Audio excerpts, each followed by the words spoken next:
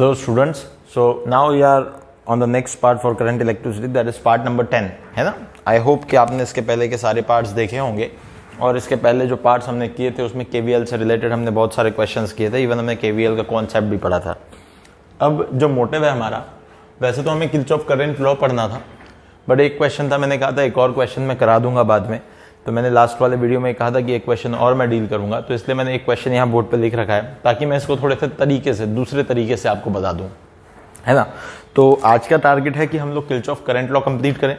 जैसे ही हम लोग किरचॉफ करंट लॉ कंप्लीट करेंगे, फिर उसके तुरंत बाद हम लोग इक्विवेलेंट रेजिस्टेंस इस टॉपिक पे आ जाएंगे, जो कि अगेन इस चैप्टर का बड़ा सिंपल टॉपिक है, जिसमें हम आर इक्विवेलेंट निकालना सीखेंगे, यानी आर इक्विवेलेंट यानी सीरीज और पैरेलल कॉम्बिनेशन, जैसे आपने 10th स्टैंडर्ड में कुछ पढ़ रखा है इसके बारे में।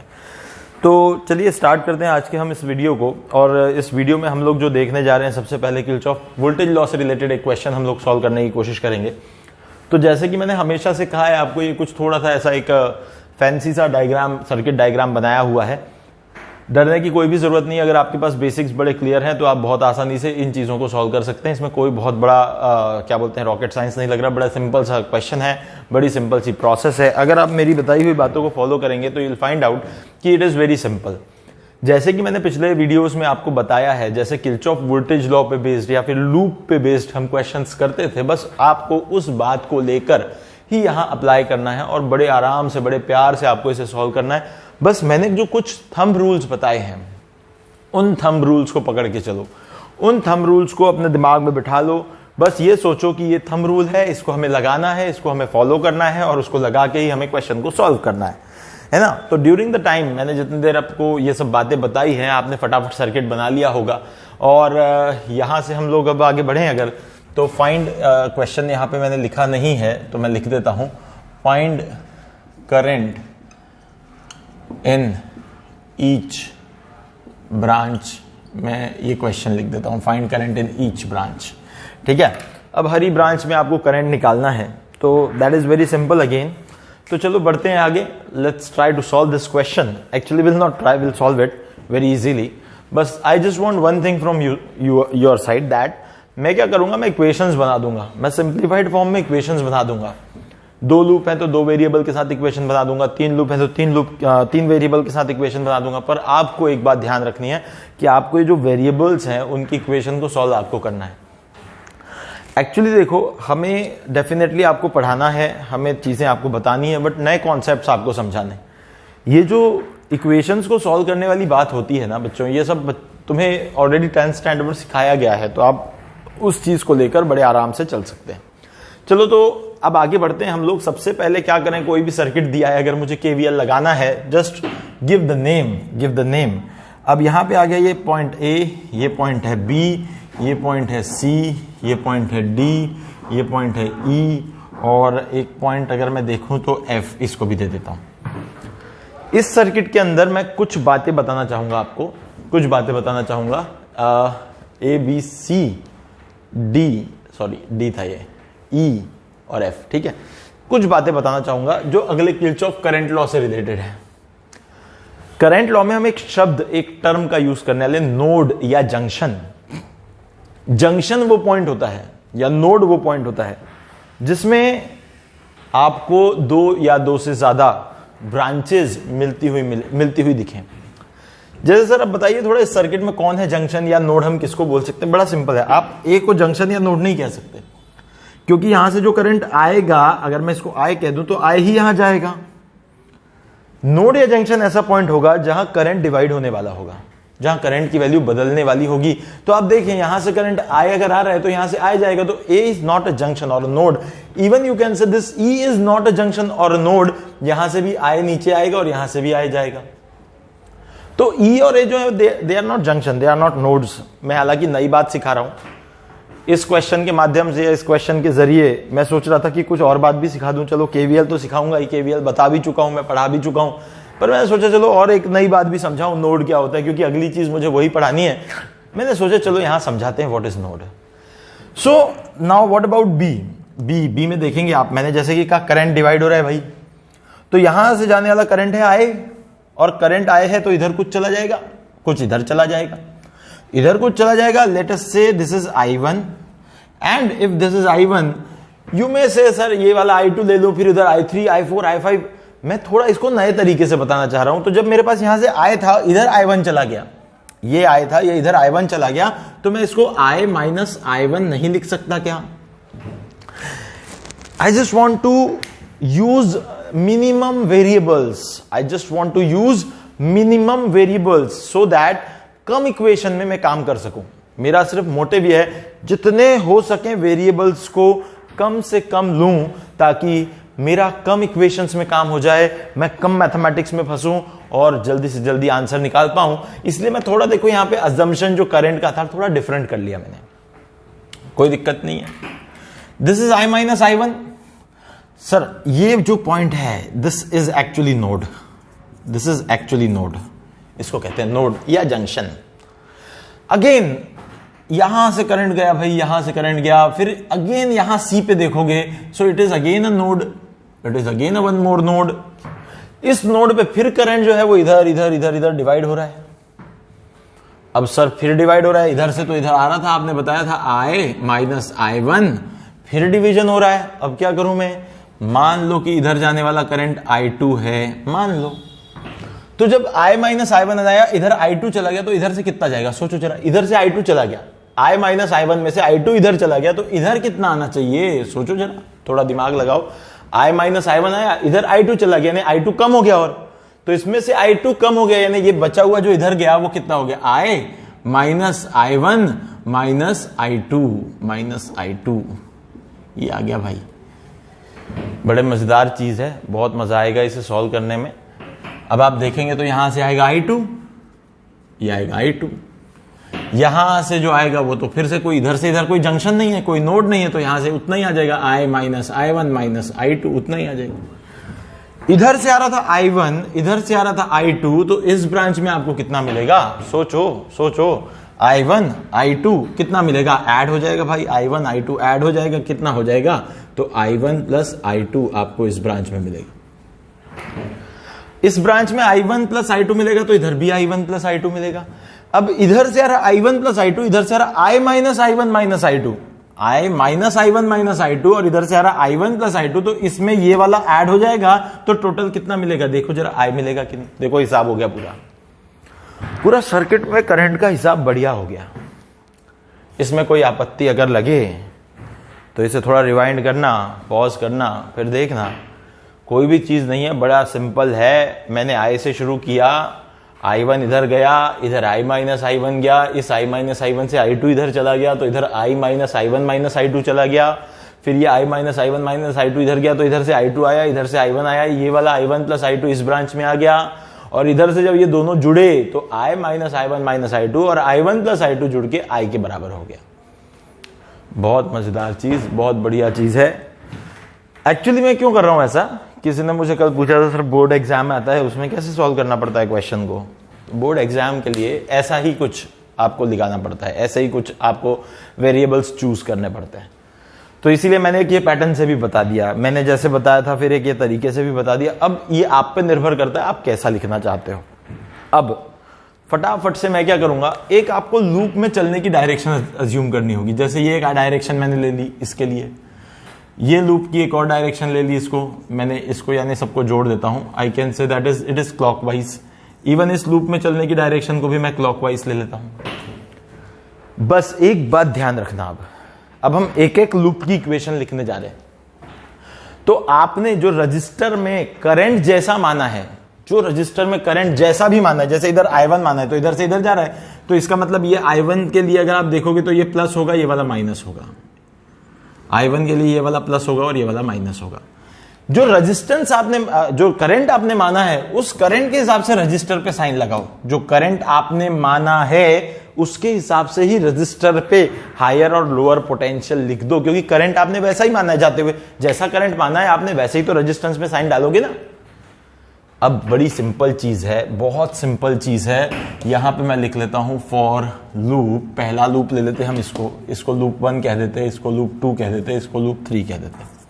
For loop 1 starting with B C F B, for loop B C F B, बड़ा मजा आएगा इसको देखो। अब इस लूप के लिए ये हायर है तो ये प्लस हो गया, ये वाला माइनस हो गया। फिर यहां से जाओगे तो ये तो बैटरी का प्लस है, ये माइनस है। ये वाला देखोगे तो ये वाला प्लस है, ये माइनस है। ठीक है, इसके हिसाब से फिर कैसा करेंगे, यहां से इधर जाना है हमें, तो ये वाला सॉरी इसका साइन चेंज करना होगा। नहीं, इसका साइन क्यों चेंज करना होगा, करंट के हिसाब से तो बराबर है, तो ये प्लस है, ये माइनस है। ठीक है, देखो मुझे उस ब्रांच के करंट के हिसाब से साइन लगाना है। ध्यान रखो, यहाँ पे I2 था तो I2 के हिसाब से ये प्लस, ये माइनस। इधर वाली ब्रांच में कौन है, I1, तो उसके हिसाब से ये प्लस, ये माइनस। यहाँ है I1 माइनस I1, तो ये प्लस, ये माइनस। बैटरी के साइन को तो बदलना नहीं है। चार ही चीजें, एक रजिस्टर, दो रजिस्टर, तीसरा रजिस्टर और एक बैटरी। रजिस्टर के साइन जो करंट अज्यूम किया है उसी के हिसाब से लगाना है। रजिस्टर पे साइन जो करंट अज्यूम किया है उसी के हिसाब से लगाना है, और जो बैटरी का साइन है वो तो उसका ओरिजिनल साइन ही लेना है।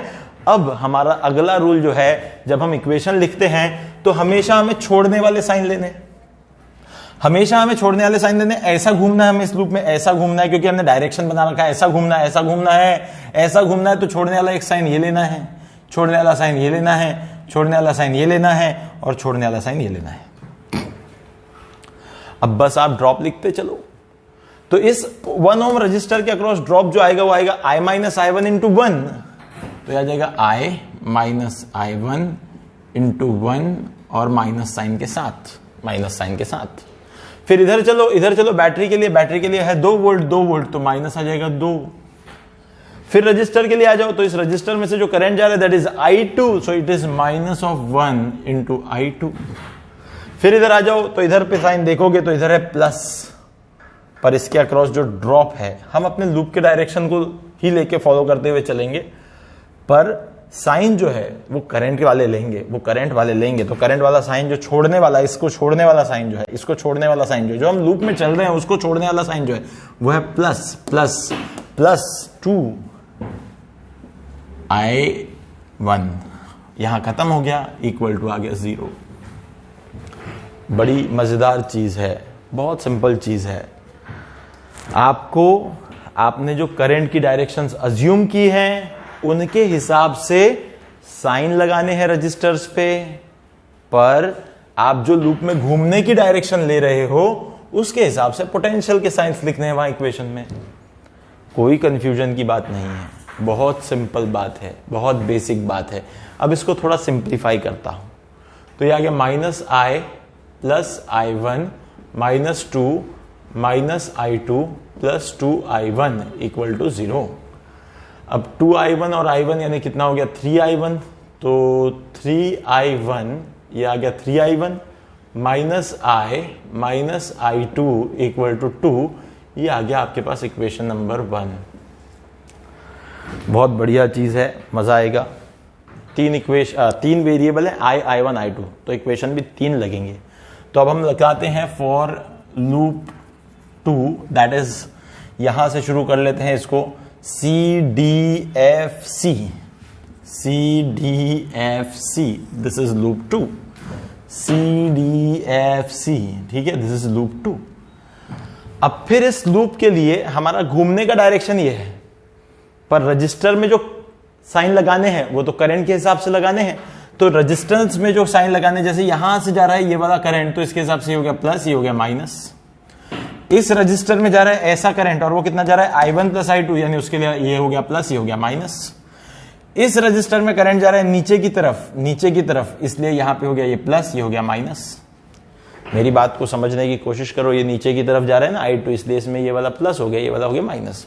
पर जबकि मुझे लूप में ऐसा चलना है, लूप में मेरे चलने का डायरेक्शन ये है, कोई भी अज्यूम कर लो तुम, एक या तो क्लॉकवाइज ले लो या एंटी क्लॉकवाइज ले लो, चलने का डायरेक्शन तुम्हें अज्यूम करना है, क्योंकि डायरेक्शन जब तक तुम फिक्स नहीं करोगे तब तक तुम इक्वेशन नहीं बना पाओगे। अब इस तरह चलना है तो मुझे छोड़ने वाले साइन लेने, छोड़ने वाले साइन है तो उसको गोला कर लो। पहले ये एक छोड़ने वाला साइन है, फिर यहां से यहां जाऊंगा तो ये एक छोड़ने वाला साइन है, फिर यहां से यहां जाऊंगा तो ये एक छोड़ने वाला साइन है, और ये वाला बैटरी के लिए प्लस है तो ये एक छोड़ने वाला साइन है। बस अब यहां से लिखना शुरू करो, तो इस 1 ओम रजिस्टर के अक्रॉस जो ड्रॉप आएगा वो करंट इंटू रेजिस्टेंस आ जाएगा, यानी minus of this I minus I1 minus I2 into 1, ये आ गया। फिर आप यहां से इस रजिस्टर की तरफ आ गए तो इसको छोड़ने वाला साइन जो है वो है प्लस, यानी कि आ गया प्लस और इसका जाने वाला करंट कौन सा है, इसका करंट है I1 प्लस I2 और इंटू 2 यानी 2I1 प्लस I2। और फिर यहां से आप इधर जाओगे तो इसको छोड़ने वाला साइन है अगेन प्लस और 1 है ओम और इसमें से जा रहा है करंट I2, तो आप लिख सकते हैं इसको प्लस 1I2 और 1I2 के बाद यहां ही आ गया आप वापस, तो इक्वल टू आ गया 0। इसको ओपन कर लेते हैं ब्रैकेट को, यानी आ गया minus I plus I1 plus I2 plus 2I1 और प्लस 2I2 और प्लस I2 इक्वल टू 0। इसके बाद में आपको इसको दिखना है, थोड़ा सा लिखना है, ये I1 आ गया, ये I1 आ गया, तो कितना हो गया 3I1 आ गया और I में कितने हैं टर्म्स, एक ही है तो माइनस I हो गया, ठीक है ना। और इसके बाद आपके पास और कौन सा बचा I2, यानी क्या हो गया ये I2 और ये I2 यानी कितना हो गया ये प्लस 3 टाइम सॉरी एक और I2 है, I2 2I2 और I2 यानी कितना हो गया वो 4I2 इक्वल टू, एक गड़बड़ लगती है मुझे, हमने शायद बैटरी नहीं लिखा, इक्वेशन में बैटरी नहीं दिख रही ना, बैटरी का लिखा नहीं है हमने, वो गलती हो गई। यहाँ बैटरी का EMF लिखना था हमने यहाँ पे प्लस I2 तो लिख लिया और प्लस बैटरी का भी तो आएगा, बैटरी भी है ना इस ब्रांच में, तो प्लस आ जाएगा इधर 2 वोल्ट है ना, प्लस आ जाएगा इधर 2 वोल्ट इक्वल टू आएगा 0, ठीक है। सो अब यहाँ पे भी एक आ जाएगा टर्म प्लस 2 का, ठीक है, इक्वल टू 0, करेक्शन है वो। अभी हमारे पास 4I2 आ गया और प्लस 2 इक्वल टू 0, ठीक है। तो ये एक इक्वेशन और हमारे पास आ गई, हम चाहें तो इसको ऐसा भी लिख सकते हैं 3I1 minus I plus 4I2 equal to minus 2, this is your equation number 2। आप अगर देखोगे तो यहाँ I1 I और I2 है, यहाँ पे भी I1 I और I2 है। अगर आप सिंपली इन दोनों को सब्ट्रैक्ट कर दोगे ना तो आपको डायरेक्ट I2 मिल जाएगा, देख लो यहाँ बड़ी अच्छी इक्वेशन बन रही है क्योंकि 3I1 और 3I1 माइनस I और 3I1 माइनस I दोनों ही चीजें मिल रही हैं। इसको आप सब्ट्रैक्ट कर लो, तुरंत आपको I2 की वैल्यू मिल जाएगी, तुरंत मिल जाएगी I2 की वैल्यू, वेरी सिंपल। बट सिर्फ I2 मिल जाने के बाद में भी फिर I1 और I के लिए हमें उसे सॉल्व करना ही है, so we need one more equation. So हम क्या करेंगे, अब अपना ये लूप जो है फॉर लूप, इसको नाम दे देते हैं हम ए बी डी, मैं F नहीं लिख रहा हूं जानबूझ के क्योंकि ABDEA मुझे पूरा ही लेना है, ABDEA पूरा ही लेना है मुझे। अब ये पूरे लूप को लेके चले अगर, तो यहां से देखो करंट के हिसाब से प्लस माइनस तो यही रहने वाला है, पर हाँ अब इसके लिए छोड़ने वाला साइन कुछ दूसरा हो जाएगा, यानी प्लस माइनस तो यही रहेगा, डायरेक्शन तो यही रहेगा, डायरेक्शन तो यही है करंट का यहाँ में, पर अब छोड़ने वाले साइन चेंज होंगे। अब यहां से देखोगे तो यहां से जा रहा है I तो ये हो जाएगा प्लस, ये हो जाएगा माइनस, यहां से जाएगा माइनस तो ये हो जाएगा प्लस। अब हमें क्या करना है, ऐसे घूमना है, तो ABDE पे घूमना है, तो A से B में तो कुछ नहीं है, यहां पे मिला हमें 2 ओम के लिए साइन लगेगा माइनस, यानी माइनस 2I1, माइनस आ जाएगा 2I1। फिर इधर से आगे बढ़ेंगे तो इधर फिर से छोड़ने वाला साइन है ये वाला, पर इसके साथ करंट है I1 प्लस I2, तो आ जाएगा minus of 2I1 plus I2, ये एक इक्वेशन, एक टर्म हमारे पास आ जाएगी। फिर हम यहां से इधर जाएंगे तो इधर देखिएगा तो प्लस, ये माइनस तो छोड़ने वाला साइन है माइनस, और यहां से जा रहा है करंट I तो आ जाएगा माइनस ऑफ 2I। फिर आगे बढ़ेंगे तो यहां पे छोड़ने वाला साइन है प्लस, और 1 वोल्ट की बैटरी है इसलिए प्लस 1, और वापस हम A पे आ गए, यहां पे जाके हमारा लूप खत्म हो गया 0। अब आप इसको बड़े आराम से थोड़ा सा इसको सिंप्लीफाई कर लो, 2I1 minus 2I1 minus 2I2 minus 2I plus 1 equal to 0। मैं इसको थोड़ा और अरेंज कर लूं तो minus 2I1 is minus 4I1, it is minus 4I1 minus 2I2 minus 2I equal to minus 1 को उधर भेजता हूं, फिर माइनस से मल्टीप्लाई कर लेता हूं थोड़ा, तो क्या हो जाएगा 4I1 plus 2I2 plus 2I equal टू 1। This is the third equation, this is the equation number 3। बहुत प्यार से आपको यहां से I2 मिल जाएगा, इन दोनों को सब्ट्रैक्ट करके I2 मिल जाएगा, I2 निकालो यहां डालो, फिर I1 I में एक इक्वेशन मिलेगी, तो यहां से जो I1 I की एक इक्वेशन है I2 की वैल्यू डाल के I1 I में एक इक्वेशन कोई भी ले लेना, दोनों इक्वेशन को I1 और I में सॉल्व करना, आपको बड़े प्यार से जो है उसका आंसर मिल जाएगा, बड़े आराम से आंसर मिल जाएगा। It's like very simple. मैं इन इक्वेशंस को इसलिए नहीं सॉल्व करूंगा क्योंकि at least this much of mathematics you know, because you are now in 12th standard, और आप 10th में ये सब चीजें साइमल्टेनियस इक्वेशन वाली बातें आप करके आ चुके हैं, इसीलिए मैं ये एक्सपेक्ट करता हूं at least that you know this type of things. Okay, so now यहां किरचॉफ वोल्टेज लॉ खत्म होता है। किरचॉफ वोल्टेज लॉ सिर्फ पढ़ाना खत्म होता है, इसका मतलब ये नहीं कि क्वेश्चंस ही नहीं करेंगे, इसके आगे मैं तुम्हें फिर बता रहा हूं, जब मैं और क्वेश्चंस कराऊंगा इसके आगे तो और क्वेश्चंस में केवीएल लगता रहेगा, लगता ही रहेगा यार, वो कहीं बंद थोड़ी ना हो गया, वो लगेगा और लगेगा। तो आप ये बात समझें कि किरचॉफ वोल्टेज लॉ हमने सीखा है, अभी बेसिक सीख लिया है, बेसिक्स सीख लिया है, अब हमें कहीं भी हम उसे लगा सकेंगे, अब हम उसे कहीं भी यूज कर सकेंगे। तो ये बेसिक्स हैं, ये बेसिक्स हमने कुछ क्वेश्चन से कर लिए हैं। Now we'll apply it anywhere, wherever we want to. Now the next part is Kirchhoff's current law. Kirchhoff current law, पहली चीज, this is very important. It is based on conservation of charges. क्या मतलब है sir conservation of charges? अच्छा, बहुत simple चीज है, conservation of charge बोलो या conservation of current बोलो। जब भी कभी कोई करंट ऐसे सर्किट में भागता है तो जो करंट किसी पार्ट पे एंटर करता है उतना ही करंट किसी पार्ट पे से लीव करेगा, उतना ही करंट किसी पार्ट पे से जाएगा। पार्ट का मतलब मेरा यहां नोड से, नोड यानी जंक्शन, जो मैंने पहले भी एक्सप्लेन किया। तो देखो यहीं पे इस सर्किट में दिखाया था मैंने कि ये एक जंक्शन है, यहां से करंट आए जा रहा है, तो ये I अगर आप देखोगे तो हमने डिवाइड किया I माइनस I1 और I1 में। अगर आप इन दोनों का सम करोगे तो फिर सम करके कितना मिल जाएगा? I ही मिल जाएगा। I minus I1 plus I1 करो तो minus I1 plus I1 cancel होके I बन जाएगा। यानी कहने का मतलब यह है जितना करंट किसी जंक्शन में एंटर करेगा उतना ही इक्विवेलेंट करंट उस जंक्शन से निकलेगा, यानी वहां जंक्शन में कुछ नहीं ठहर रहा, यानी करंट नहीं ठहर रहा, इसका मतलब चार्जेस भी नहीं ठहर रहे, जितना आया उतना गया, जितना आया उतना गया, जितना आया उतना निकल गया।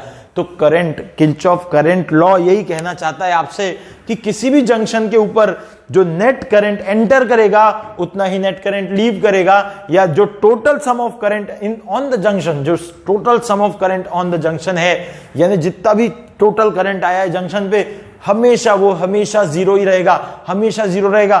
Total current on the junction is always zero का मतलब कुछ भी करंट उस जंक्शन पे ठहरता नहीं है, कुछ भी नहीं ठहरता, जितना आया उतना गया।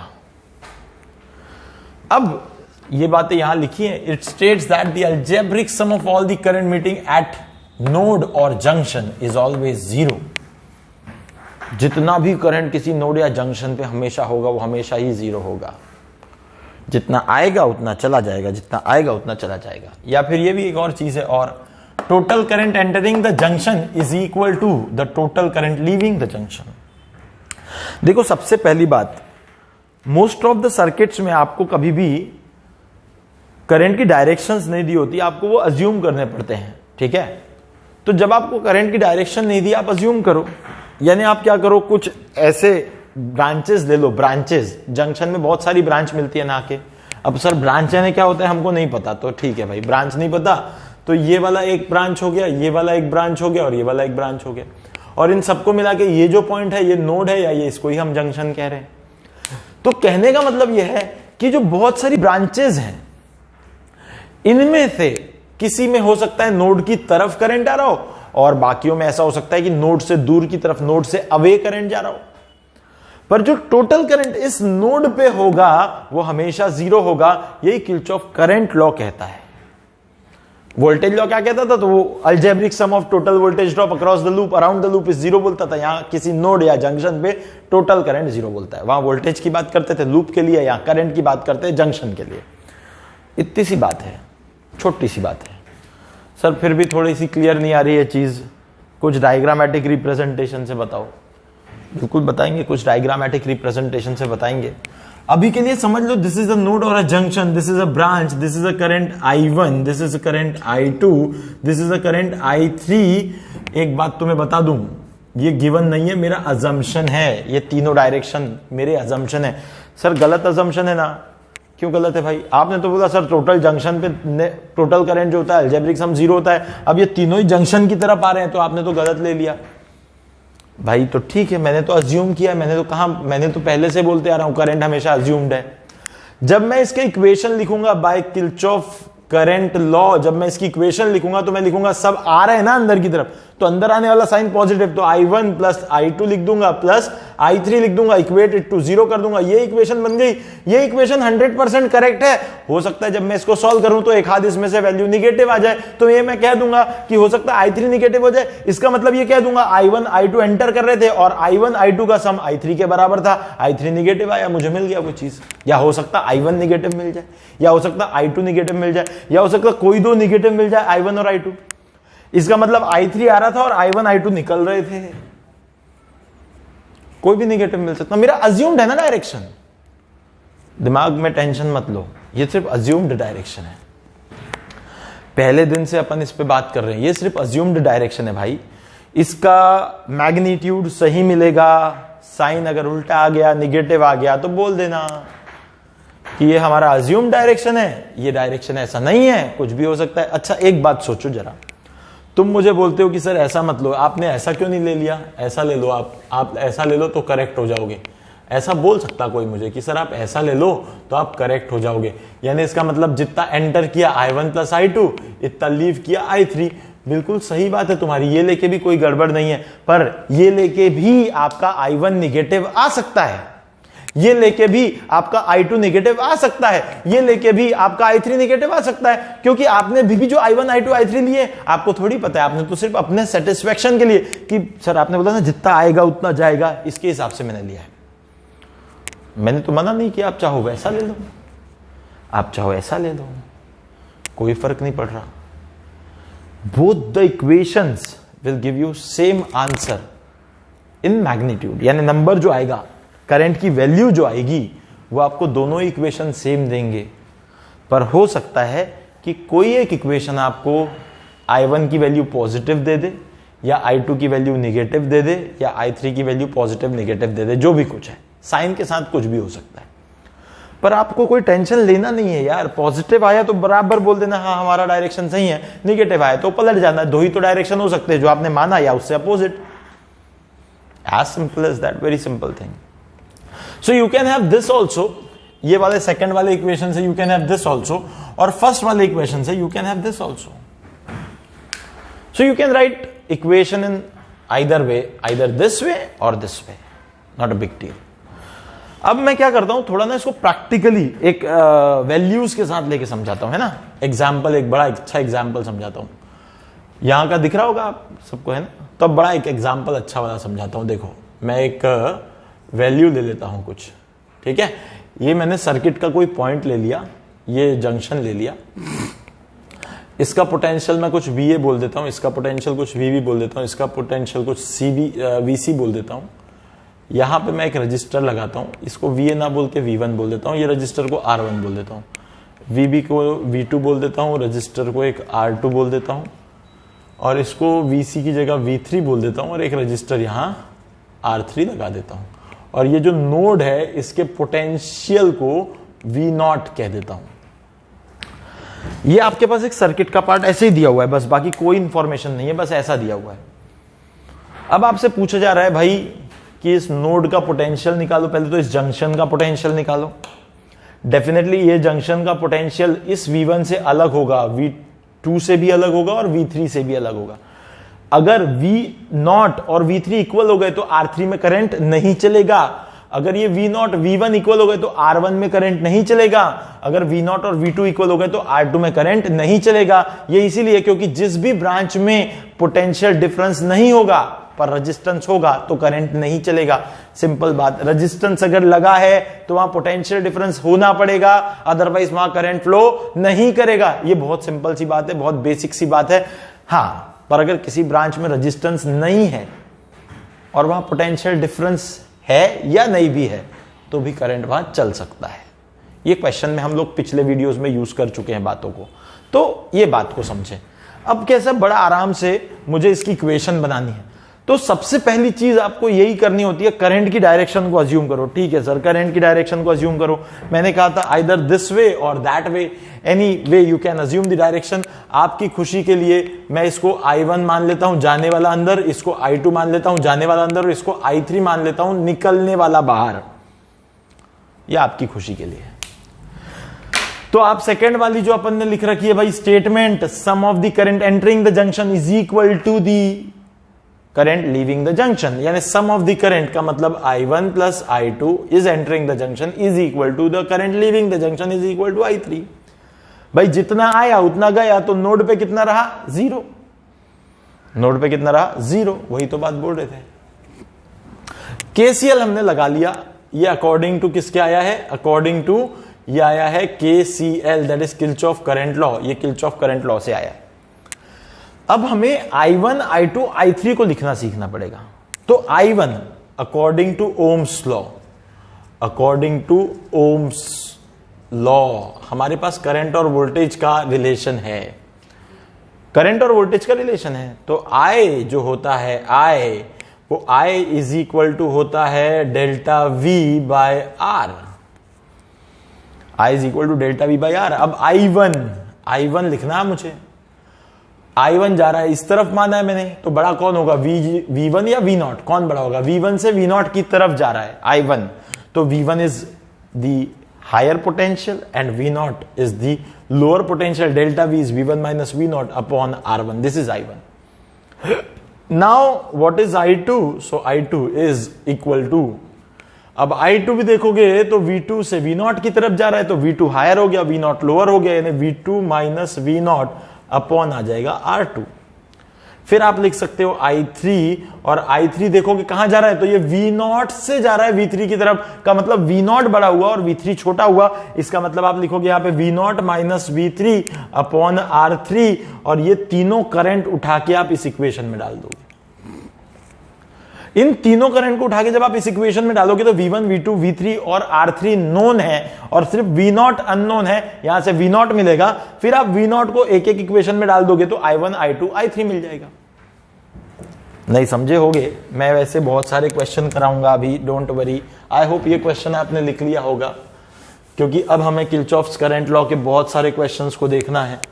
तो अब हम लोग आगे बढ़ेंगे किरचॉफ करंट लॉ के क्वेश्चंस की तरफ। एक बार उस इक्वेशन पे ध्यान दो जो मैंने लिखी है।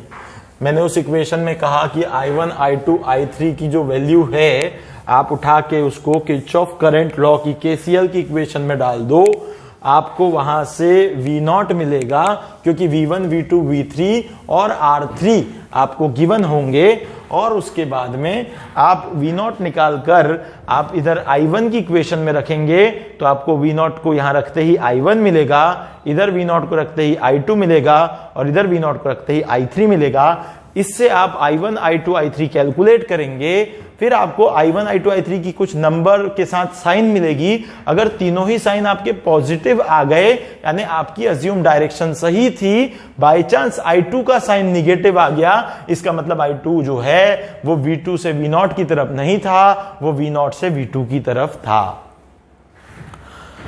I think this is very clear to you. If it is very clear to you, then we can move for the next question. Okay, so let's have a question, that is question number 2. The first one was this, है ना, जो हमने अभी मिटा दिया।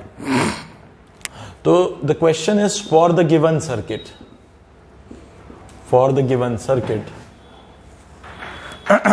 find the potential, find the potential at node A and current in each branch, and current in each branch। आपके पास जो circuit diagram है वो कुछ इस तरीके से दिया है, ठीक है। This is the circuit diagram. Here we have a battery, this is of 5 volt, and here we have a resistance, again a battery. This battery is of 4 volt, this resistance is of 3 ohms, this resistance is of 2 ohm, this is again 2 ohm, ठीक है, there we have one more battery of 1 volt. ठीक है, जानबूझ के मैंने ऐसा simple सा एक फिगर बनाया है जिसको देख के शायद आपके दिमाग में एक करंट आए कि सर इसको तो मैं रेफरेंस पोटेंशियल से भी कर सकता हूं क्या? बिल्कुल कर सकते हो आप, क्योंकि यहां कुछ भी नहीं है। अगर मैं यहां कोई रजिस्टर लगा दूं तो फिर हम थोड़ा सा यहां पे केवीएल भी यूज कर सकते हैं। वैसे हम अभी भी केवीएल यूज कर सकते हैं, हम यहाँ रेफरेंस पोटेंशियल भी यूज कर सकते हैं, हम यहाँ केवीएल भी यूज कर सकते हैं। मैं आपको यही बोलूंगा कि इसको आप केवीएल से भी करने की कोशिश करो, रेफरेंस जीरो पोटेंशियल से भी करने की कोशिश करो, डेफिनेटली आपको बिल्कुल सही आंसर मिलेंगे। मेरी बात समझो, यहां आप रेफरेंस पोटेंशियल मेथड भी लगा सकते हो, यहां आप केवीएल भी लगा सकते हो। मैं आपको केसीएल से सॉल्व करके दिखा रहा हूं।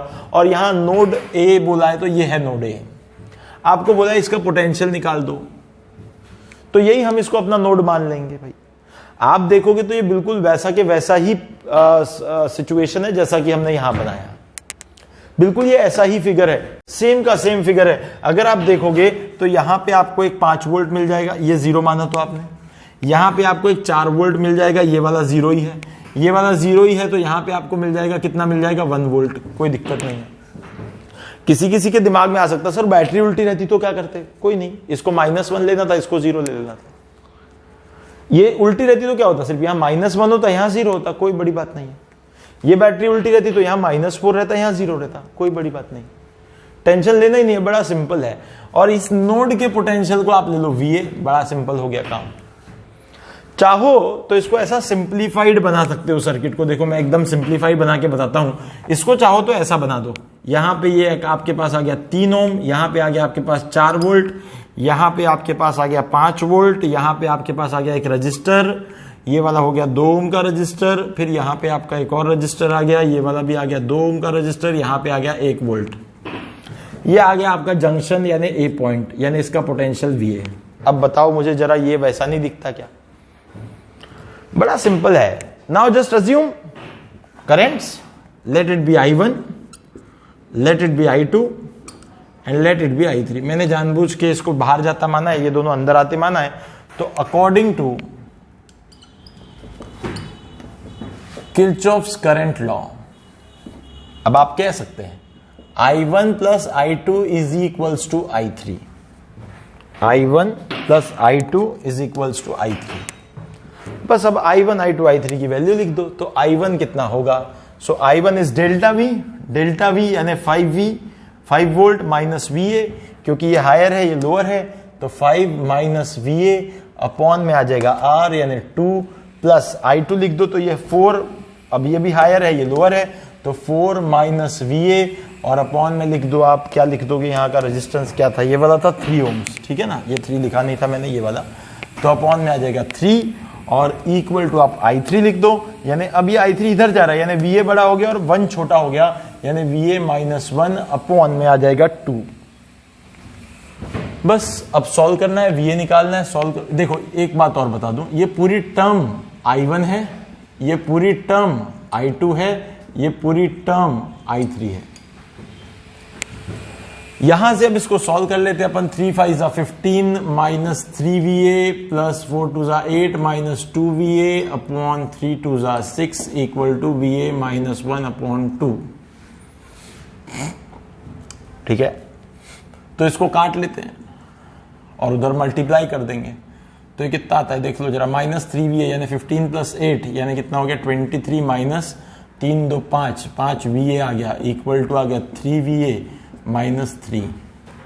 अब इसको आप ले लो उधर और इधर इसको ले लो ये वाले को, तो 23 माइनस 3 विल बी 20 और इक्वल टू 5 और 3 8 VA। तो VA की वैल्यू जो आती है आपके पास आती है 5/2 वोल्ट्स, आई थिंक 20/8 यानी 5/2 VA मिला। तो अब I1 निकाल लो, I1 निकाल लो। I1 कितना आ गया? 5 माइनस 5/2 को मैं डायरेक्ट 2.5 ले लेता हूं अपॉन 2, तो ये कितना आता है देखो जरा। 5 माइनस 2.5 यानी 2.5/2 यानी 5/4 आ गया। ये 5/2 इंटू 2 यानी 5/4, तो ये आ गया आपके पास 5/4 एम्पियर। आप चाहो तो I2 निकाल लो, I2 के लिए ये लिख लो, तो 4 माइनस VA यानी 5/2 यानी 2.5 और अपॉन में आ गया 3 यानी 4 में से 2.5 गया, 1.5 बचा, 1.5 बचा 3/2, तो 1/2 एम्पियर आ जाएगा। फिर इसके बाद में आप I3 निकाल लो, तो I3 यानी कितना हो गया देखो जरा, 5/2 माइनस 1/2 यानी वही है, 2.5 में से 1 गया तो 1.5, 1.5/2 यानी 3/4 आ जाएगा, 3/4 एम्पियर आ जाएगा। यानी कहने का मतलब क्या है पता है कि it is very simple, very easy. अब इतने सिंपल क्वेश्चन है, एक क्वेश्चन होमवर्क दूंगा तुम्हें, एक क्वेश्चन होमवर्क दूंगा और होमवर्क देके फिर उसको आप घर से करेंगे, ठीक है ना। और इतना सिंपल क्वेश्चन है वो कि आप उसका होमवर्क में करके थोड़ा कॉन्फिडेंस गेन कर सकते हैं। सिमिलर टाइप का एक क्वेश्चन है, मैं आपको एक क्वेश्चन घर के लिए दे देता हूं, फिर क्वेश्चंस कुछ मैं कराता हूं। देखो मेरा होमवर्क वाला मोटिव इसलिए होता है क्योंकि मैं चाहता हूं कि जो मैं बोर्ड पे कर रहा हूं, अगर वैसा सिमिलर टाइप आपको कुछ मिल जाए तो आपका थोड़ा इंटरेस्ट आएगा, उससे आप क्या करेंगे, घर पे उसको क्वेश्चन को खुद से सॉल्व करने की कोशिश जब करेंगे तो आप कॉन्सेप्ट सीख जाएंगे। तो एक क्वेश्चन है एक सिमिलर टाइप का क्वेश्चन है, find the potential at junction A, और हाँ केवीएल लगाने की भी कोशिश करो और रेफरेंस पोटेंशियल भी लगाने की कोशिश करो, and current in each branch, and current in each branch. ये वैसे ही सिमिलर टाइप का एक क्वेश्चन मैं दे रहा हूं, सिमिलर सर्किट है जो अभी मैंने करवा दिया है एक क्वेश्चन, ताकि इससे आपको थोड़ा सा कॉन्फिडेंस मिले, आप इसको करेंगे तो थोड़ा अच्छा फीलिंग आएगा। ये आ गया आपके पास 10 वोल्ट का बैटरी, यहाँ पे आपके पास एक रजिस्टर लगा हुआ है, यहाँ एक बैटरी लगा हुआ है 30 वोल्ट का, ठीक है। फिर इसके बाद यहाँ एक और लगा हुआ है 14 वोल्ट का बैटरी, और यहाँ एक रजिस्टर है, यहाँ पे भी एक रजिस्टर है, ठीक है। तो इनकी वैल्यूज दी है 1 ओम, ये 2 ओम है, ये अपना जंक्शन ए है, ये वाला रजिस्टर भी 2 ओम है, ठीक है। 3 बैटरी 3 रजिस्टर्स के आपको वैल्यूज दे दिए। इसके बाद में प्रोबेबली जो इसका आंसर है आप एक बार चेक करना, ये आता है 9 वोल्ट। मैं अभी से आंसर इसलिए दे रहा हूं ताकि आप आंसर अपना चेक कर सकें, है ना। I1, I2, I3 जो है, जैसे इसको शायद हम I1 लें, या फिर आप I1 देख लेना कौन सा वैल्यू आता है। I1 यानी एक करंट 1 एम्पियर का है, एक करंट 5/2 एम्पियर का है, ठीक है, और एक करंट जो है दैट इज 21/2 एम्पियर। चेक करेंगे इसे, ठीक है ना। तो ये आपके लिए एक क्वेश्चन है जो कि आपके लिए होमवर्क वाला क्वेश्चन है, ठीक है। इसको सॉल्व करें, मैंने वैल्यूज दे दी हैं ताकि आपको वो आंसर चेक करने में थोड़ा सा कॉन्फिडेंस फील हो, ठीक है। अब इसके बाद जो हमें जाना है अगले क्वेश्चन की तरफ, केसीएल के ही और कुछ क्वेश्चन मैं कराऊंगा, ठीक है ना। केसीएल के क्वेश्चन कराऊंगा, उसको आगे बढ़ते हैं हम लोग लेके। अब इसके बाद हम लोग जो देखेंगे, तो यहाँ से हम लोग अगर आगे बढ़ें तो कुछ क्वेश्चन है मेरे पास, इसको देख लेते हैं पहले। इसको मिटा देता हूं मैं, प्रोबेबली ये आपने लिख लिया होगा, ठीक है।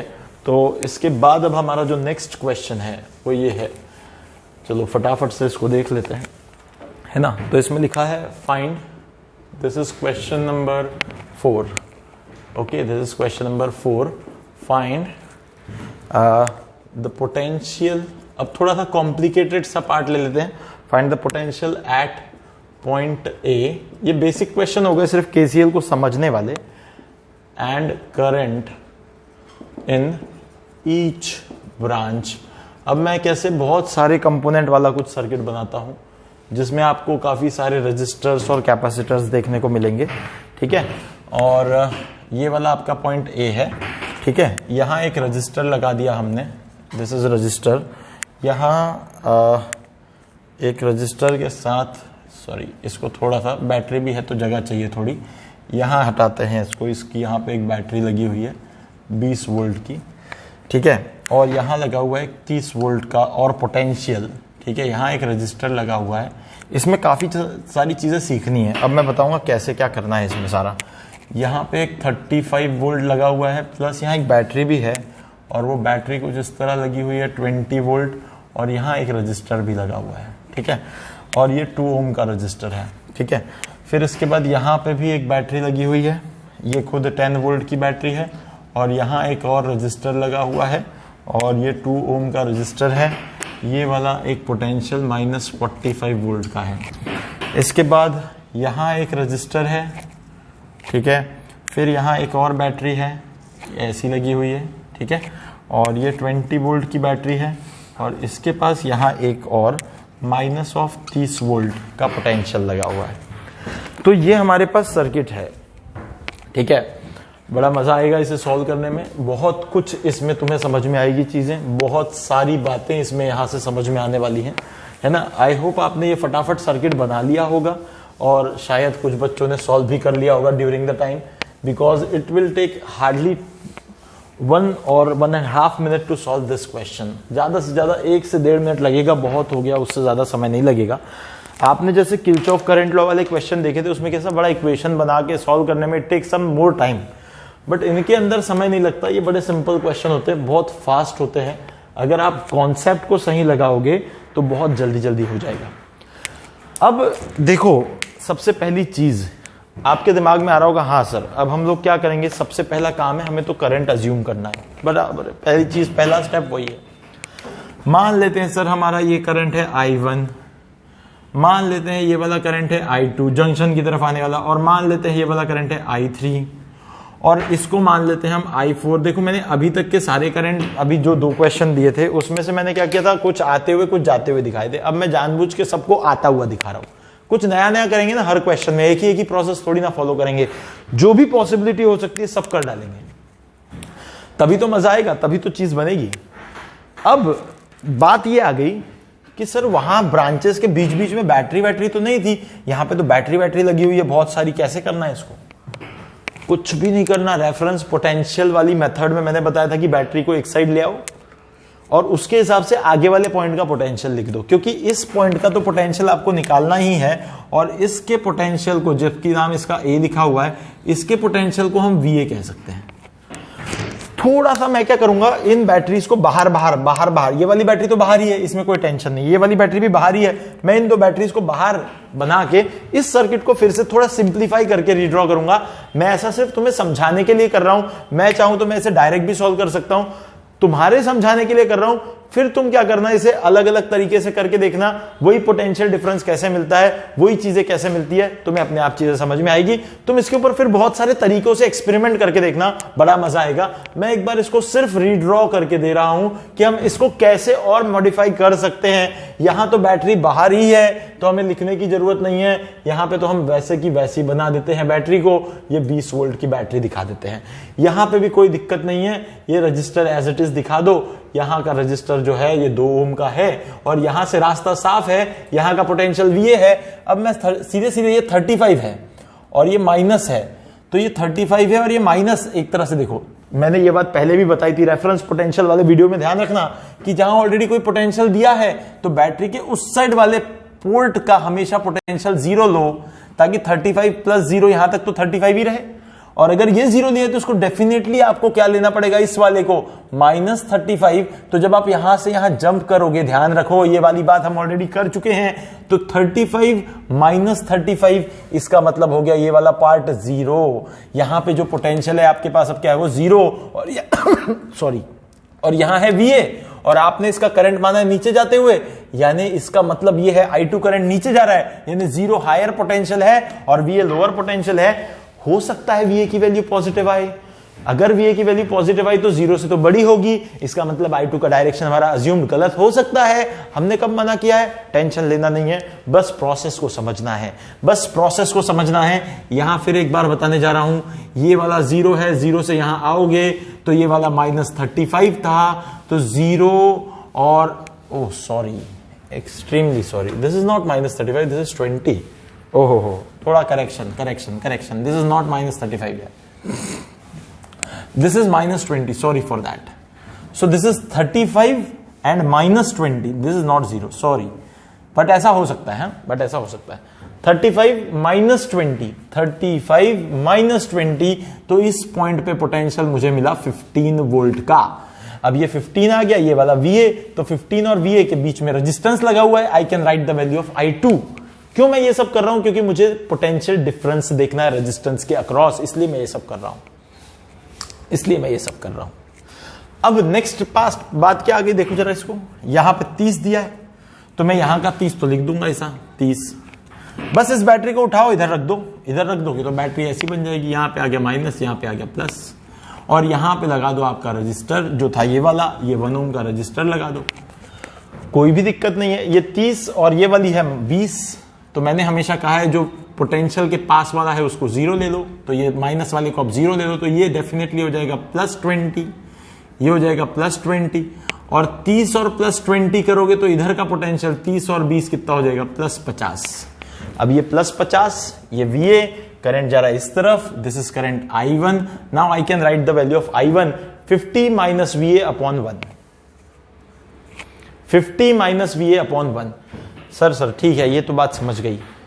ऐसे ही रख के करना चाहता तो क्या करता, कुछ भी दिक्कत नहीं है यार।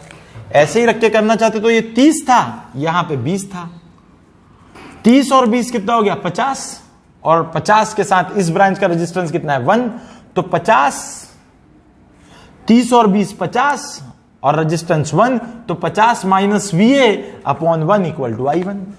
50 - VA, फिर से ये जो रेजिस्टेंस है इनके बीच ही में लगा है ना, ये तो इस पोटेंशियल डिफरेंस के बीच ही लगा है, बस बैटरी को इधर लिया।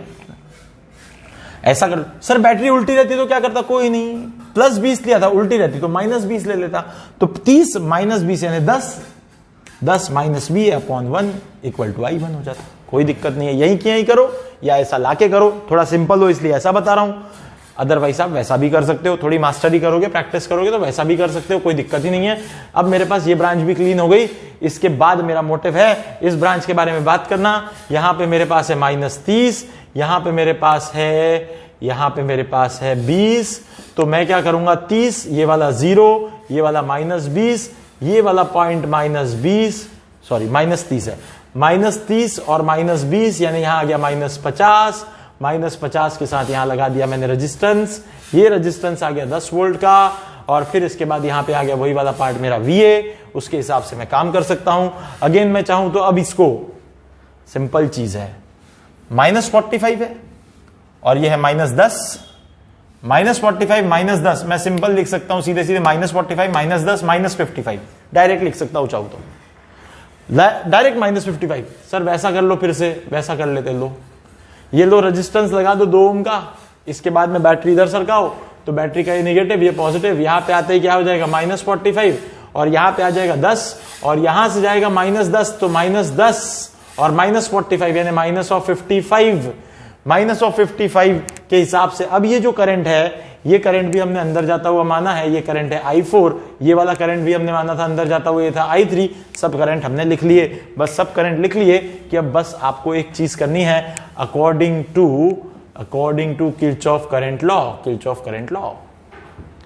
अब total current entering the junction is 0, that is what, I1 + I2 + I3 + I4 equal to 0, sum of the total current is 0. Now just try to write I1. I1 is again delta V, I1 higher potential minus lower potential, Ohm's law से 50 - VA upon 1. I2 is equal to what? I2 is again higher potential minus lower potential. Higher यानी कितना निकाला था मैंने 15 minus VA upon में आ गया 2, और I3 is equal to आ गया, I3 ये है, तो ये अब इधर ही जाता माना, इसलिए -50 को हायर मानना पड़ेगा, यानी -50 - VA अपॉन में आ गया, इसका रेजिस्टेंस कितना था भाई, इसका रेजिस्टेंस, ओहो इसका रेजिस्टेंस नहीं लिखा था क्या हमने, इसका रेजिस्टेंस जो था वो था 1 ओम, ठीक है, यहां सर्किट में भी लिखना रह गया, इसका रेजिस्टेंस था 1 ओम, ठीक है। So it is 1, and I4 को लिख दें अगर I4 को लिख दें तो I4 will be this value, so यहां आ रहा है -55 से लेके VA यानी -55 - VA हायर माइनस लोअर, और अपॉन में आ जाएगा 2, ये आ गई आपके पास वैल्यू। Now just put this all things here, तो क्या मिलेगा 50 - VA अपॉन 1 प्लस 15 - VA अपॉन 2 प्लस यानी वही -50 - VA और अपॉन में आ गया 1, और ये वाला यहां लिख लेता हूं थोड़ा, -55 - VA अपॉन में आ गया 2 और इक्वल टू आ गया 0। तो ये जो टर्म्स हैं, आप एक बात सोचें, तो पहले इन टर्म्स के बारे में सोच लेते हैं, ये एक जैसी टर्म्स है ना। तो इनको हम लोग देखें अगर, तो 50 माइनस VA और माइनस 50 और माइनस VA और अपॉन में डिवाइड बाय 1 कर लो और इन दोनों टर्म्स को ले आओ यहाँ, तो प्लस 15 और minus VA minus 55 minus VA total divide by 2 कर लो। ठीक है, ये 2 और 2 1 और 1, ये तो सॉल्व करना आता होगा तुम्हें। अब पता नहीं क्या आता होगा तुम्हें, आई डोंट नो। ये काट लो तो ये कितना आ गया, माइनस 2VA प्लस यहाँ पे कितना आ गया, तो ये आ गया आपके पास 15 माइनस 55 इज माइनस 40 और माइनस कहाँ गया, हाँ तो ये आ गया माइनस 40। ठीक है, और यहाँ कितना आ गया, माइनस ऑफ 2VA और अपॉन में आ गया 2 इक्वल टू 0। सो इसको यहाँ मल्टीप्लाई कर दो तो माइनस 4VA आ गया, माइनस 40 आ गया, माइनस 2VA आ गया और होल डिवाइडेड बाय 2 आ गया इक्वल टू 0। तो 2 तो चला ही जाएगा, ठीक है ना। तो मैं इधर से अब इसको थोड़ा सॉल्व कर लेता हूँ इस तरफ, मेरे ख्याल से इधर भी जगह है, इधर दिखता है वो। तो इधर अगर हम देखें तो सिंपल है, माइनस 6VA, तो माइनस 6VA आ गया और माइनस 40 इक्वल टू 0 आ गया और ये 2 तो यहाँ मल्टीप्लाई होके खत्म हो जाएगा। तो VA will be what, it is 40 और माइनस रहेगा तो माइनस 6 आ जाएगा, यानी it is minus of 20/3। So VA जो आ गया it is minus of 20/3 volt. इतना हमारे पास नोड A का पोटेंशियल आ गया। ये हमने नोड A का पोटेंशियल निकाल दिया। इसके बाद ये दिखता है ना, हाँ, तो ये नोड A का पोटेंशियल आ गया। इसके बाद अब हमें निकालना I1 I2 I3। I1 equal to आप क्या निकालोगे, 50 माइनस 20/3 अपॉन 1। तो इसको सॉल्व कर लो तो 50 इंटू 3 150 माइनस 20 यानी 130/3। ये तीन मत काट देना, ठीक है ना, ऐसा मत कर लेना, अनर्थ हो जाएगा। फिर I2 निकाल लो मेरे ख्याल से, तो ये 15 माइनस, एक सेकेंड मैंने कुछ गड़बड़ कर दी, ओहो हो, वहाँ माइनस साइन ही है तो ये माइनस माइनस प्लस हो जाएगा, सॉरी। तो 150 यानी ये 170 आना चाहिए। ठीक है, थोड़ी ये साइन को लेके गड़बड़ होती है, थोड़ा सा आप इसको एक्सक्यूज करें, मैंने पहले भी बताया है, क्योंकि क्या होता है हमारे दिमाग में बहुत सारी चीजें एक साथ चल रही होती हैं तो वो कभी कभी हो जाता है। यहाँ भी माइनस साइन है तो माइनस और ये माइनस हो जाएगा प्लस, यानी 20/3/2 आ जाएगा। तो 15 45 45 और 20 65 65/3 और इंटू 2 65/6 ये आना चाहिए। ठीक है, और वैसे ही I3 निकाल लो यार, और I4 भी निकाल लो, आई थिंक निकाल लोगे, मैं ही निकाल दूं, फिर नहीं तो बोलोगे सर तो सारे क्वेश्चन के कैलकुलेशन छोड़ देते हैं। ऐसा नहीं है, बट कहीं ना कहीं ये कैलकुलेशन वाले पार्ट में आके हम लोग भी थोड़ा लेजी हो जाते हैं। इसलिए भी लेजी हो जाते हैं कि यार ये तो एक्सपेक्टेड है कि ये स्टूडेंट को करना है। 20/3 और अपॉन में आ गया 1, है ना, तो ये आ गया 150 माइनस 150 प्लस 20 यानी माइनस 150 प्लस 20 यानी माइनस 130/3। और इसी तरीके से I4 निकाल दूं तो माइनस 55 और माइनस VA यानी प्लस 20/3 और बाई में 2 आएगा। तो 55 यानी 55 इंटू 3 माइनस 165 प्लस 20 यानी माइनस 145 और माइनस 145/3 2 6 एम्पियर, इतने आएंगे वैल्यूज। ठीक है, तो हो गया, ये बहुत सारा हो गया, इसमें अब थोड़ा बोरिंग हो जाएगा। इसके बियॉन्ड अगर जाएं तो मैं एक क्वेश्चन ऐसा वाला दे दूंगा तुमको, एक क्वेश्चन अभी दे देता हूं तुम लोगों को, एक क्वेश्चन बढ़िया से घर से कर लेना। एक क्वेश्चन करने के बाद फिर हम इसको आज रोक देंगे। ये क्वेश्चन मैं इसको मिटाता हूं, इसकी जगह एक होमवर्क वाला क्वेश्चन लिखता हूं जिससे प्रैक्टिस हो सके तुम्हारी, और प्रैक्टिस करो बढ़िया, इसको कॉन्सेप्ट को बढ़िया सीख लो, मजा आएगा, बहुत बहुत अच्छा है। तो यहाँ पे आप लिख लेंगे क्वेश्चन नंबर क्या था ये, क्वेश्चन नंबर क्या था ये, आई डोंट नो, लगभग 5 होना चाहिए शायद, भूल गया मैं, खैर let it be. Find the potential at node A and current in each branch. ठीक है, and current in each branch. So हम फटाफट से इसका एक सर्किट मैं बना देता हूं, आप लोग इसे नोट डाउन करें। This is for your homework, okay, this is for your homework. इसका यहाँ का वैल्यू है 20 वोल्ट। ठीक है, यहाँ एक रजिस्टर लगा हुआ है, ये एक रजिस्टर है, दिस इज 2 ओम। यहाँ एक बैटरी लगी हुई है इस तरीके से 15 वोल्ट की, this is point A, okay. Now इधर में रेजिस्टेंस एक और लगा हुआ है 2 ओम का। इसके बाद आपको एक यहाँ बैटरी दी हुई है, ये दी हुई है 5 वोल्ट की, और यहाँ एक -50 वोल्ट का पोटेंशियल ऑलरेडी है। इसके साथ इस ब्रांच पे आ जाए तो ये ब्रांच जो है ये 1 ओम का रेजिस्टेंस इसके पास है, यहाँ ऑलरेडी -30 वोल्ट यहाँ एक पोटेंशियल आपके पास है। इस ब्रांच में कोई बैटरी नहीं है। यहाँ अगर आए तो यहाँ एक 20 वोल्ट की बैटरी लगी हुई है, ठीक है, और इसके इस तरफ एक रेजिस्टेंस लगा हुआ है जो कि अगेन 1 ओम का है, और यहाँ एक 10 वोल्ट का पोटेंशियल आपको दिया हुआ है ना। This point is A, so again the same thing, you need to find the current in each branch and the potential at point A, ठीक है। सो ये भी चीज हो गई। इसके बाद जो अब मुझे नेक्स्ट चीज करनी है, थोड़ा मैं इसका हिंट दे सकता हूं वैसे अगर चाहो तो थोड़ी सी हिंट दे देता हूं।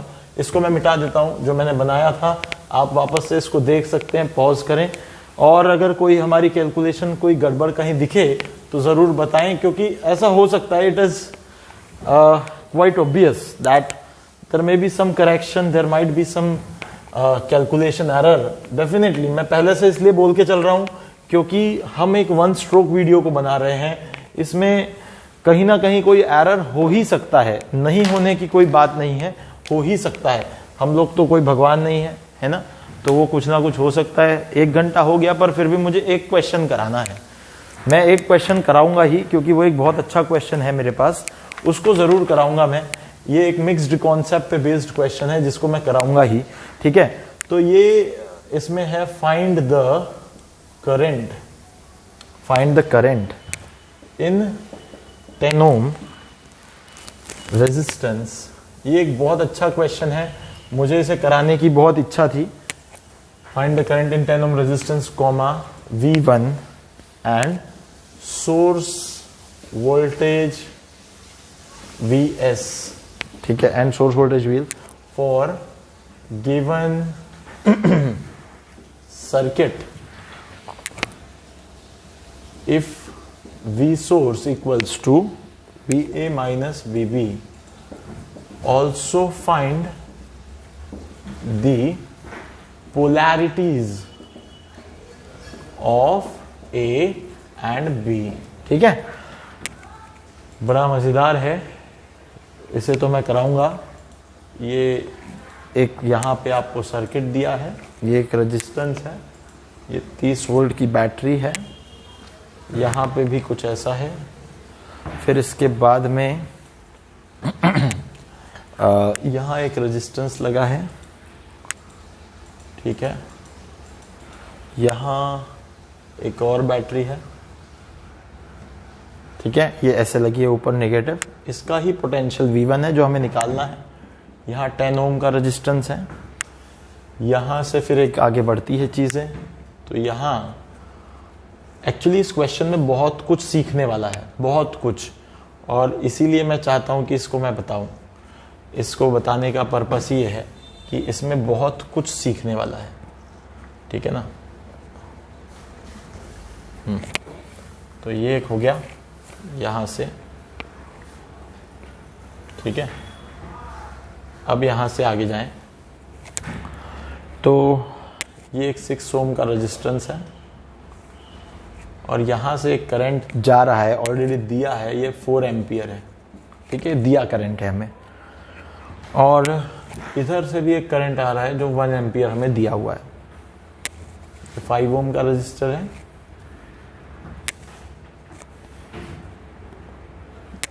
इसका नाम A है, इसका नाम B है, और इसके अक्रॉस जो है इसको सोर्स पोटेंशियल Vs बोला गया। सर्किट क्लोज है ये वाला, ओपन नहीं है, बट इसको इस तरह रिप्रेजेंट किया गया है। तो इससे हम क्या कर सकते हैं, ए बी के बीच का भी पोटेंशियल डिफरेंस निकालेंगे। यहाँ पे कुछ सोर्स लगा हुआ है, ये शॉर्ट नहीं किया, डायरेक्ट वायर से नहीं जुड़ा, इसलिए ऐसा दिखाया है। मेरी बात को समझो, यहाँ पे ये डायरेक्ट जोड़ा नहीं है इसको, नहीं तो शॉर्ट हो जाता ना, तो फिर ए बी के बीच में पोटेंशियल डिफरेंस ही थोड़ी आता।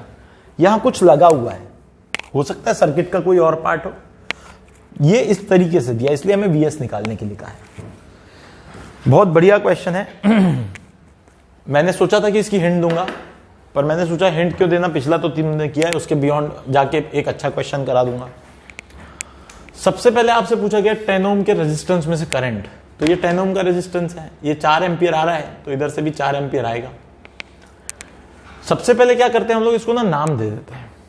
जैसे ए बी तो हो गया, तो इसको सी डी ई एफ ऐसा नाम दे दिया मैंने। आपको दिख रहा है कि भाई यहां से 1 एम्पियर आ रहा है, यहां से 4 एम्पियर आ रहा है, ये एक नोड है, केसीएल लग जाएगा, देखो यहाँ किरचॉफ करंट लॉ लग जाएगा, ये नोड है, तो डेफिनेटली अब करंट कहां जाएगा, ये 4 एम्पियर उसको मार के, तीर मार के उधर 1 एम्पियर को 3 एम्पियर घुस जाएगा, ऐसा थोड़ी होता है। इधर से 1 एम्पियर आ रहा है, इधर से 4 एम्पियर आ रहा है, तो डेफिनेटली तीसरी जो ब्रांच है अब उसमें क्या होगा, तो ये दोनों आएंगे और यहां से कुछ जाएगा, और according to KCL, Kirchhoff current law, this is some I dash, and this I dash will be equal to sum of the current, that is 1 plus 4, that is equal to 5 ampere. This I dash is equal to 5 ampere. This is nothing but the current passing through the 10 ohm resistance. तो ये हमारे पास सबसे पहली चीज आ गई। ये तो बड़ा सिंपल था सर, तुरंत ही आ गया, बिल्कुल सही है। अब अगला मुद्दा क्या है? अब अगला मुद्दा है सर V1 निकालना है और सोर्स वोल्टेज निकालना है। अब देखो इतना जबरदस्त केवीएल का एप्लीकेशन दिखेगा तुम्हें, बहुत ही बढ़िया। अब आप एक बात देखोगे अगर, तो यहां से करंट ऊपर जा रहा है 4 एम्पियर, इस रेजिस्टेंस में से जा रहा है, यानी आप ये कह सकते हो अकॉर्डिंग टू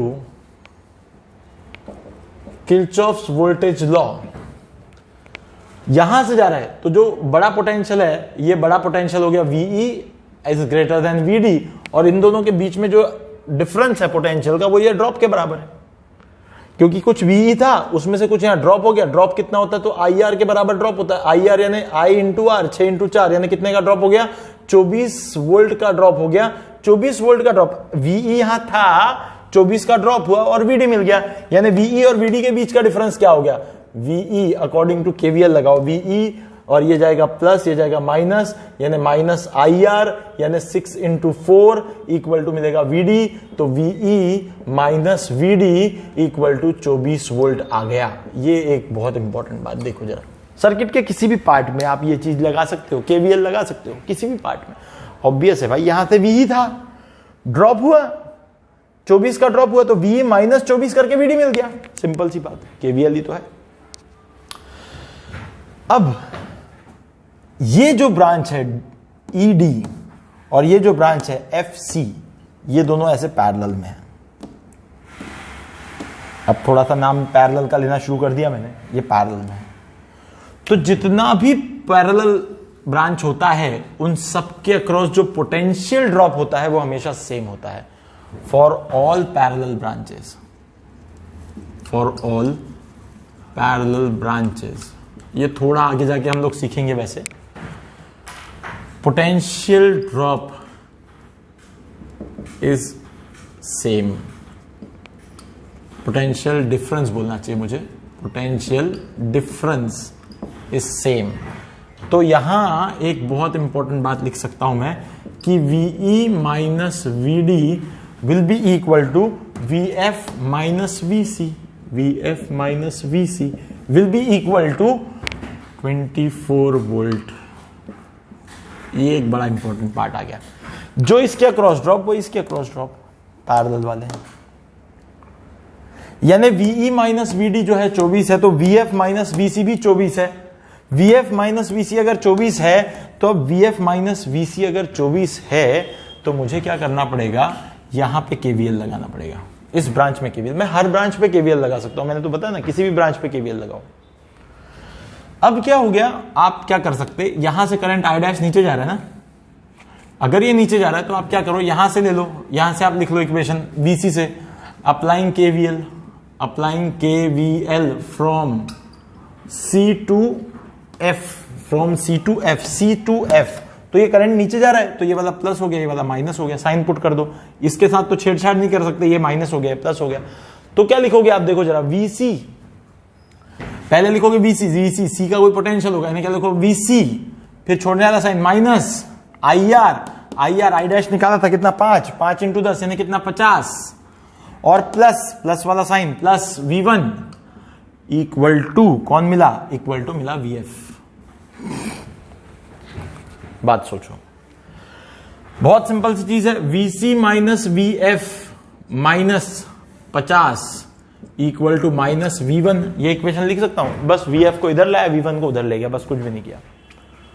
देखो VC माइनस VF है यहां पर, यहां कितना है VF माइनस VC की वैल्यू 24 है, तो VC माइनस VF कितनी होनी चाहिए भाई? VF माइनस VC 24 है, तो उसका उल्टा VC माइनस VF कितना होगा?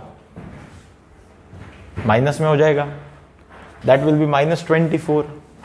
So what you can say, this VC minus VF is nothing but minus 24, और ये आ गया माइनस 50 और इक्वल टू आ गया माइनस V1। तो finally V1 is equal to कितना आ गया? 74 वोल्ट। देखो बड़ा मजेदार है। अब VA भी निकालना है, A से B, तो फिर पूरा यहां से यहां तक KVL लगा दो एक बार। A से चालू करो, डालते जाओ डालते जाओ डालते जाओ डालते जाओ डालते जाओ, B तक आ जाओ। 30 सेकंड पॉज करना, खुद लिखने की कोशिश करना। मैं तो लिख रहा हूं, पर 30 सेकंड पॉज करके खुद लिखने की कोशिश करना, बड़ा मजा आएगा। अच्छा, इसमें एक बहुत इंपॉर्टेंट बात सीखे हो आप इस क्वेश्चन में, जितनी भी पैरेलल ब्रांचेस रहेंगी सबके अक्रॉस पोटेंशियल ड्रॉप सेम रहेगा। यानी जितने भी पैरेलल ब्रांच आप देखेंगे फ्यूचर में, सबके अक्रॉस एक बात दिमाग में भर लेना, potential drop is same. Series में जितने भी चीजें होंगे सब में करंट सेम, पैरेलल में जितनी चीजें होंगी उसमें पोटेंशियल सेम। ये बातें दिमाग में भर लो, शायद ये 10th में भी पढ़ चुके हैं। सब सीरीज जितने भी चीजें होंगी सब में करंट सेम, पैरेलल में जितनी चीजें होंगी उसमें पोटेंशियल सेम। अभी यहां तक आ गए हम। अब मुझे क्या निकालना था? VS। VS is nothing but VA और VB का डिफरेंस। अब हम लोग क्या लगाएंगे? Applying KVL from ACFB। Loop नहीं है ये, ACFB, ये कोई ओपन पार्ट है, उस पर KVL लगा रहे। तो हम क्या लिख देंगे? सबसे पहले चालू करा VA से, VA यहां पे देखो करंट इस तरफ जा रहा है, ये वाला करंट जा रहा है 1 एम्पियर का, तो ये प्लस, ये माइनस, छोड़ने वाला साइन माइनस, माइनस 5 into 1, फिर यहां पे क्या आएगा? माइनस, ये वाला प्लस, तो छोड़ने वाला साइन प्लस। उस बैटरी की वैल्यू शायद लिखी नहीं थी, 30 वोल्ट की बैटरी है वो, ये वाली बैटरी 30 वोल्ट की है, ठीक है, ध्यान रखेंगे। तो छोड़ने वाला साइन है प्लस, तो प्लस 30 वोल्ट आ गया। फिर वहां से आ गया आप VC। तो VC की वैल्यू लिखने की जरूरत नहीं है, क्योंकि ऑलरेडी वहां पे आप इसके अक्रॉस जाओगे तो पोटेंशियल डिफरेंस लिखोगे ही। तो यहां से सीधे आप रेजिस्टेंस लिख लें, रेजिस्टेंस लिख लें, तो रेजिस्टेंस के लिए क्या लिख सकते हैं आप? माइनस I' इंटू 10, यानी माइनस आ गया 50। और फिर बैटरी के लिए लिख लें plus V1 plus V1 plus V1 plus V1 का मतलब 74, क्योंकि V1 की वैल्यू 74। तो ये डिफरेंस ऑलरेडी आप यहां से लिख चुके हो, तो इसलिए VC और VF को लिखने की जरूरत नहीं है। अब डायरेक्ट जाओगे तो F की जगह आप क्या मिल जाएगा? VB, यानी आ जाएगा इक्वल टू VB। आप चाहो तो माइनस VB लिख के इक्वल टू 0 भी कर सकते हो, या इक्वल टू VB कर लो, एक ही बात है। अब बस इसको सॉल्व कर लेंगे तो VA माइनस VB की वैल्यू आपको देखो क्या मिलती है, दैट इज इक्वल टू -5 और -50, -50 कितना हो गया? -55, -55 और 30, यानी -55 प्लस 30 यानी -25, -25 प्लस 74, -25 और प्लस 74 का मतलब आ गया plus 49। This is plus 49 volt. VA minus VB अगर आप देखें तो यहां से आपको कितना मिलता है? Plus 49 volt. और यही आपके पास क्या है? Source potential. यही आपके पास क्या है? Source potential. एक बार फिर से मैं आपको बता दूं, जो भी मैंने जिस तरीके से लिखा एक बार फिर से मैं उसको बता दूं, फिर से एक बार ध्यान दे दें, फिर से एक बार सुन ले सारा जो हमने लगाया KVL ACFB पे, उस पे फिर से ध्यान दे दें। तो आपने सबसे पहले लिखा VA के बाद आपने लिखा वहां पे potential drop across this resistance, that is -5 into 1। फिर आपने लिखा वहां बैटरी के लिए प्लस 30 वोल्ट, छोड़ने वाला साइन है पॉजिटिव। फिर आपने यहाँ पे लिखा -IR यानी 5 into 10 यानी -50। फिर आपने लिखा एक सेकेंड, थोड़ी गड़बड़ है यहाँ, मैं ऐसा ही कर लूंगा, ठीक है, कोई दिक्कत नहीं है। फिर आपने लिखा यहाँ का प्लस V1 यानी प्लस 74 इक्वल टू VB। हमने इसको सम तो सही किया, हमने वीबी इधर ले आया और ये इधर पे हमने सम किया था, यानी कितना था देखो, -5 -50, -50 और -5 -55, -55 और 30, यानी -25, -25 और +74, यानी -49 इक्वल टू के इस तरफ है, तो इधर आके आ जाएगा -49, +49 इस तरफ था, इधर लाओगे तो -49, यानी VA VB का जो डिफरेंस है वो नेगेटिव आ रहा है। इसका मतलब क्या हुआ कि बड़ा कौन होगा, B बड़ा होगा। भाई कभी भी दो नंबर का डिफरेंस नेगेटिव आ रहा है, इसका मतलब ये वाला जो नंबर है माइनस के साथ ये बड़ा होगा। इट शोज दैट, यहां पे मैं लिखता हूं, यहां लिख रहा हूं है ना, it shows that VB is greater than VA, that is VB is at higher potential,